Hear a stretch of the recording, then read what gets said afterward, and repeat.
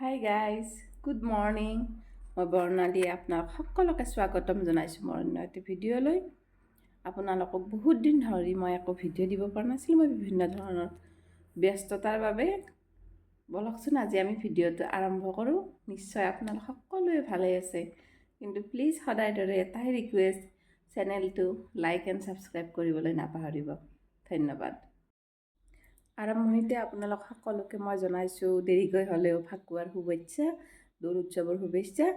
গতিকে সকলোৰে নিশ্চয় ফাকুৱাটো ভালেই গ'ল।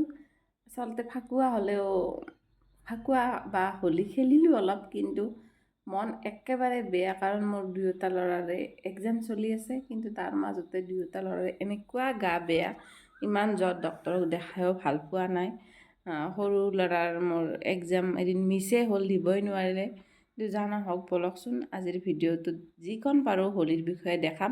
আৰু আমাৰ ওচৰত বুনা সত্ৰ বুলি এখন সত্ৰ আছে, তাত বহুত ডাঙৰকৈ হোলী অনুষ্ঠিত কৰা হয়। আৰু যিটো আমাৰ ইয়াত ট্ৰেডিশ্যনেল গোঁসাই ফুৰোৱা নিয়ম, সেইটো কৰা হয়। বলকচোন গোঁসাই ফুৰোৱা ভিডিঅ'টো আপোনালোকক অলপমান দেখাম, গতিকে অলপ তাৰ বিষয়ে ক'বলৈ চেষ্টা কৰিম।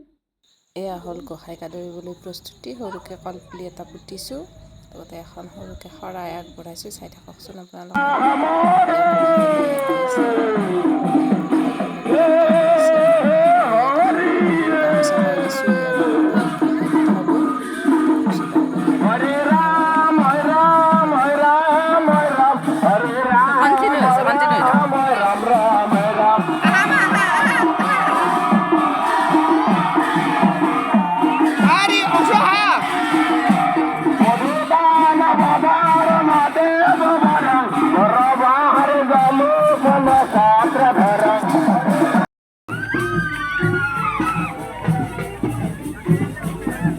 দাদা তো দে, দাদা তো দে, দাদা তো দে, দাদা তো দে, দে দাদা, দাদা দে, দে। রং লগাইছে, হেপি হোলি,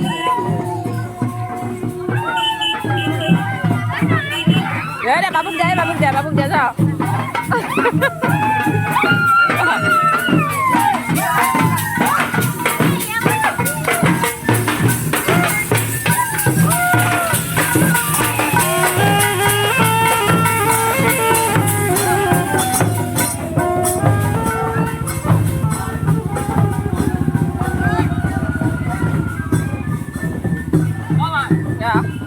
ভাল লাগছি নহয়? কই যাম আৰু কই যাম।